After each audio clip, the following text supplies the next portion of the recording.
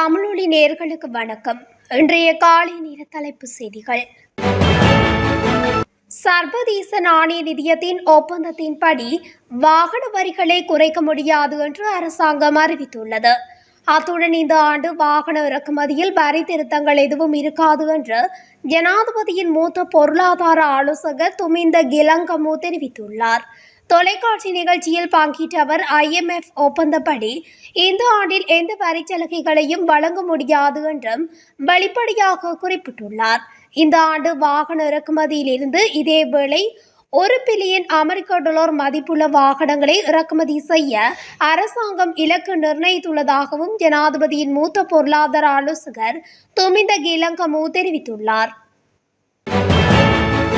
2025ஆம் ஆண்டு வரவு செலவு திட்ட யோசனைக்கு அமைய அரசு ஊழியர்களுக்கான சம்பள திருத்தங்கள் அடங்கிய சுற்றறிக்கை வெளியிடப்பட்டுள்ளது.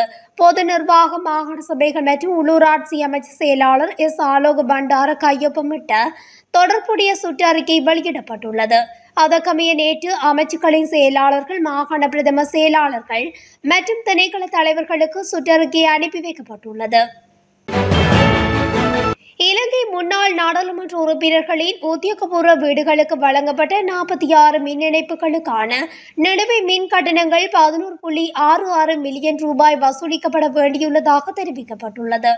தேசிய தணிக்கை அலுவலகம் வெளியிட்டுள்ள தணிக்கை அறிக்கையில் இந்த விடயம் தெரிய வந்துள்ளது. இந்த நிலுவைத் தொகை ஒரு வருடத்துக்கு மேலாக வசூலிக்கப்பட வேண்டியுள்ளது என்றும் $5.29 மில்லியன் 5 வருடங்களுக்கு மேலாக வசூலிக்கப்பட வேண்டியுள்ளது என்றும் தணிக்கையில் குறிப்பிடப்பட்டுள்ளது. எதிர்வரும் பண்டிகை காலத்தை முன்னிட்டு விசேட சுற்றி வளைப்பு மற்றும் சோதனை நடவடிக்கைகள் மேற்கொள்ளப்படவுள்ளதாக நுகர்வோர் விவகார அதிகார சபை தெரிவித்துள்ளது. அதற்கமைய இன்று முதல் மொத்த விற்பனை நிலையங்கள் மற்றும் களஞ்சிய சாலைகள் என்பன சோதனைக்குட்படுத்தப்பட உள்ளன. இதன்போது காலாவதியான உணவு மற்றும் மாற்றியமைக்கப்பட்ட தகவல்களுடன் கூடிய பொருட்கள் சந்தைக்கு விநியோகிப்பதை தடுப்பதற்கு நடவடிக்கை எடுக்கப்படும் என நுகர்வோர் விவகார அதிகார சபை குறிப்பிட்டுள்ளது. பேராதனை போலீஸ் பிரிவுக்குட்பட்ட கீரியகம பிரதேசத்தில் சந்தேகத்துக்கிடமான முச்சக்கர வண்டியொன்றை போலீசார் சோதனையிட்ட போது ஹெரோயின் போதைப் பொருளுடன் 2 பெண்களை கைது செய்துள்ளனர். சம்பவம் தொடர்பில் மேலும் தெரிய வருவதாவது, மாமி மற்றும் மருமகள் உறவு முறையான இவர்களிடமிருந்து 90 கிராம் ஹெரோயின் கைப்பற்றப்பட்டதாகவும் கைதான 2 பெண்களும் மற்றும் முச்சக்கர வண்டி சாரதி ஆகிய மூவரும் கேகாலை பிரதேசத்தைச் சேர்ந்தவர்கள் ஆவர் என போலீசார் தெரிவித்தனர். கண்டி அக்குரணி பிரதேசத்தில் இடம்பெற்ற 4 வாகனங்கள் ஒன்றுடன் ஒன்று மோதி விபத்துக்குள்ளானதில் 3 பேர் படுகாயமடைந்துள்ளதாக போலீசார் தெரிவித்தனர். இந்த விபத்து செவ்வாய்க்கிழமை அதிகாலை 1 மணியளவில் இடம்பெற்றுள்ளது. வீதியில் பயணித்த முச்சக்கர வண்டி, வேன் மற்றும் 2 மோட்டார் சைக்கிள்கள் ஆகியன ஒன்றுடன் ஒன்று மோதியதில் இந்த விபத்து இடம்பெற்றுள்ளது. விபத்தில் முச்சக்கர வண்டியின் சாரதியும் மோட்டார் சைக்கிள்களின் செலுத்துனர்கள் இருவரும் படுகாயமடைந்துள்ள நிலையில் சிகிச்சைக்காக வைத்தியசாலையில் அனுமதிக்கப்பட்டுள்ளதாக போலீசார் மேலும் தெரிவித்தனர். நாட்டில் சில பகுதிகளில் அவசர நீர்வெட்டு தொடர்பில் தேசிய நீர்வளங்கள் மற்றும் வடிகாலமைப்பு சபை அறிக்கை ஒன்றை வெளியிட்டுள்ளது. அதன்படி பியகம நீர் சுத்திகரிப்பு நிலையத்தில் மின்சார சபைக்கு சொந்தமான அமைப்பின் அத்தியாவசிய பராமரிப்பு பணிகள் காரணமாக குறித்த நீர் சுத்திகரிப்பு நிலையத்துக்கு எதிர்வரும் 27ஆம் தேதி வியாழக்கிழமை நீர்வெட்டு அமல்படுத்தப்படவுள்ளது. இதன்படி பேலியகுட, வத்தலை, யாயில, கட்டுநாயக்க, சீதுவை நகர சபை, களனி, வத்தலை, பியகம, மகர, தொம்பே, கட்டாட, மினுவாங்குடை மற்றும் கம்பகா பிரதேச சபைகளுக்கு இவ்வாறு நீர் விநியோகம் தடைபடும் என்று நீர்வளங்கள் சபை கூறியுள்ளது. சந்தையில் கராம்புகளின் விலையில் திடீர் மாற்றம் ஏற்பட்டுள்ளதாக தகவல் வெளியாகியுள்ளது. அதன்படி சந்தையில் 1 கிலோகிராம் உலர்ந்த கராம்பின் விலை தற்போது $2500 அதிகரித்துள்ளதாக குறிப்பிடப்பட்டுள்ளது. 1 கிலோ பச்சை கராம்பின் விலை $800 வரை அதிகரித்துள்ளதாக ஏற்றுமதி விவசாய திணைக்களம் தெரிவித்துள்ளது. யாழ்ப்பாணம் வடமராட்சி கிழக்கு குடத்தனி பகுதியில் சிறுமியொருவர் மின்கம்பத்தில் கட்டி வைத்து தாக்கப்பட்ட சம்பவம் தொடர்பில் சந்தேக நபர் ஒருவர் கைது செய்யப்பட்டுள்ளதுடன் தொடர்ந்து விசாரணைகளை முன்னெடுத்துள்ளதாகவும் மருதக்கேணி காவல்துறையினர் தெரிவித்தனர். குறித்த பகுதியில் 14 வயது சிறுமியொருவர் நேற்று முன்தினம் மாலை அயலில் உள்ள வர்த்தக நிலையத்துக்கு பொருட்கள் வாங்க சென்றபோது அங்குள்ள இனிப்பு வகையை களவாடியதாக கூறி அதன் உரிமையாளர் அந்த சிறுமியை மின்கம்பத்தில் கட்டி வைத்து தாக்கியதாக விசாரணைகளில் தெரிய வந்துள்ளது. இந்த தாக்குதல் காரணமாக காயமடைந்த சிறுமி அன்று இரவு பருத்தித்துறை ஆதார வைத்தியசாலையில் சிகிச்சைகளுக்காக அனுமதிக்கப்பட்டிருந்தார். ஒழுங்கமைக்கப்பட்ட குற்றங்கள் மற்றும் பிற சட்டவிரோத நடவடிக்கைகளை ஒடுக்குவதற்காக சிறப்பு அதிரடிப்படையினர் ஈடுபடுத்தப்படவுள்ளதாக பொதுமக்கள் பாதுகாப்பு மற்றும் நாடாளுமன்ற அலுவல்கள் அமைச்சர் ஆனந்த விஜயபால தெரிவித்துள்ளார். இந்த நடவடிக்கையில் புதிதாக சேர்க்கப்பட்ட 500 சிறப்பு அதிரடிப்படை பணியாளர்களை ஈடுபடுத்த திட்டமிட்டுள்ளதாக அவர் குறிப்பிட்டுள்ளார்.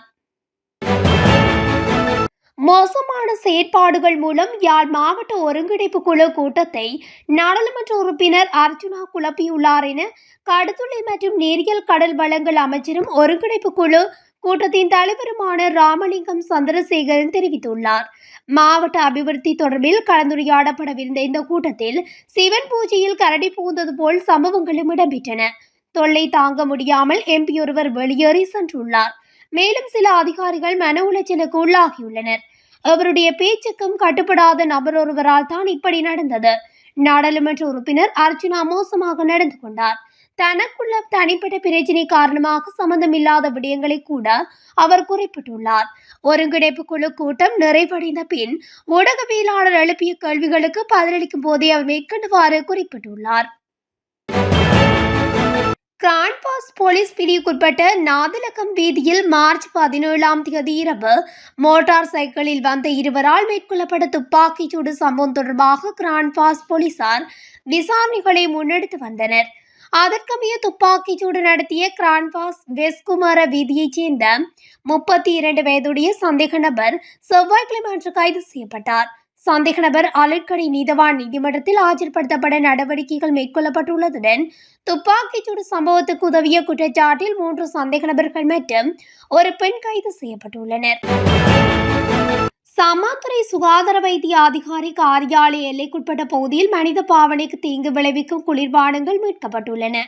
அத்துடன் குளிர்பானங்களை வைத்திருந்த வர்த்தக நிலைய உரிமையாளர்களுக்கு 70,000 தண்டப்பணம் அறவிடப்பட்டதுமின்றி எச்சரிக்கையும் விடுக்கப்பட்டுள்ளது. மேலும் சமாந்துறை சுகாதார வைத்திய அதிகாரியின் ஆலோசனையின் பேரில் அரசு பகுப்பாய்வு திணைக்களத்துக்கு பரிசோதனைக்காக அனுப்பி வைக்கப்பட்டிருந்தன. குளிர்பானம் தொடர்பான அறிக்கையில் அனுமதிக்கப்படாத நிறமூட்டி அனுமதிக்கப்படாத பாதுகாக்கும் ரசாயனத்தையும் கொண்டிருப்பது தெரிய வந்துள்ளது. காலை மேட்டியாகுடை போலீஸ் பிரிவுக்குட்பட்ட தொட்டகமுவ பாலத்துக்கு அருகிலுள்ள ரயில் மார்க்கத்தில் நேற்று காலை ரயிலில் மோதி ஒருவர் உயிரிழந்ததாக மேட்டியாகுடை போலீசார் தெரிவித்தனர். உயிரிழந்தவர் தொட்டகமுவ பிரதேசத்தைச் சேர்ந்த 43 வயதுடையவர். இவர் கொழும்பிலிருந்து பெலியத்தை நோக்கி பயணித்து ரயிலில் மோதி காயமடைந்த நிலையில் ஆராய்ச்சிக்கந்த வைத்தியசாலையில் அனுமதிக்கப்பட்ட பின்னர் உயிரிழந்துள்ளதாக போலீசார் தெரிவித்தனர். கைது செய்யப்பட்ட முன்னாள் ராஜாங்க அமைச்சர் வியாழேந்திரன் ஏப்ரல் 1ஆம் தேதி வரை விளக்கமறியல் வைக்கப்பட்டுள்ளார். கொழும்பு பிரதான நீதவான் நீதிமன்றத்தில் இவர் முன்னிலைப்படுத்தப்பட்ட போது நீதவான் தனுஜா லக்மாலி இந்த விளக்கமறியலை உத்தரவை பிறப்பித்துள்ளார். மணல் அகழ்வு உரிமம் வழங்குவதற்காக 1.5 மில்லியன் ரூபாய் லஞ்சம் பெற்ற குற்றச்சாட்டில் லஞ்சம் அல்லது ஊழல் பற்றிய சார்புகளை புலனாய்வு செய்வதற்கான ஆணைக்குழு அதிகாரிகளால் நேற்று இவர் கைது செய்யப்பட்டிருந்தமை குறிப்பிடத்தக்கது. இத்துடன் தமிழொலியின் இன்றைய காலை நேர தலைப்பு செய்திகள் நிறைவடைகின்றன. தொடர்ச்சியாக செய்திகளை அறிந்து கொள்ள தமிழொலி ஊடகத்துடன் இணைந்திருங்கள். நன்றி, வணக்கம்.